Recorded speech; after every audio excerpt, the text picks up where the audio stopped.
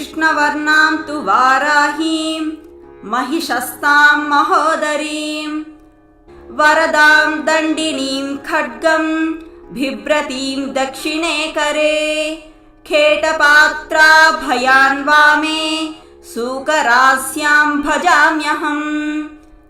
स्तुति।